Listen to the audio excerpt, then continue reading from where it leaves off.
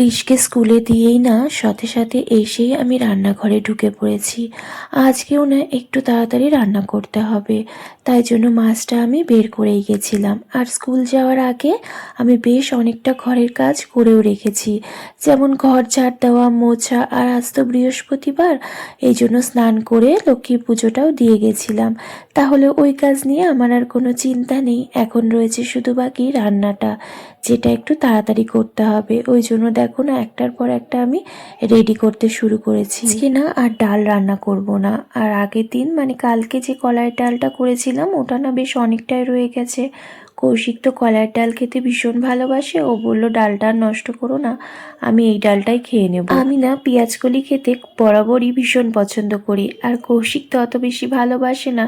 তবে আমার জন্য করলে ওকে একটু দিলে ওই সামান্য একটু মুখে দেয় আর কি। তবে আমার ছেলেটাও হয়েছে সেরকম, ও পেঁয়াজকলি খেতে ভীষণ পছন্দ করে। ছেলে আর মায়ের জন্য এখন বাবারও খেতে হয় আর কি।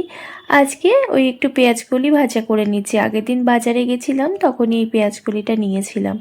যেটুকু ছিল একবারই ভাজা করে নিচ্ছি, কারণ পেঁয়াজকলি তো আমি দুবারই খেয়ে নেব।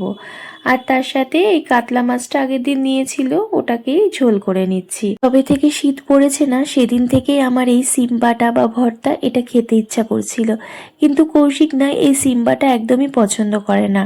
তা ভাবলাম আজকে ও না খায়, আমার আর ছেলের জন্যই করি। একটু হালকা ঝাল দিয়েছি। কৃষও দেখি আমার মতো এই বাটা খেতে ভীষণ পছন্দ করে। আগের দিন মটরশুঁটি বাটা, ওটা তো ও খুব ভালো খেয়েছিল, আমারও বেশ ভালো লেগেছে। তবে আজকে এই বাটাটা মা আর ছেলেই খেয়েছিলাম। কৌশিক কিন্তু এই সিম বাটা খায়নি। যাই হোক, মিক্সিতে দিয়ে দিয়েছিলাম একটু রসুন আর লঙ্কা, কালো জিরে দিয়ে।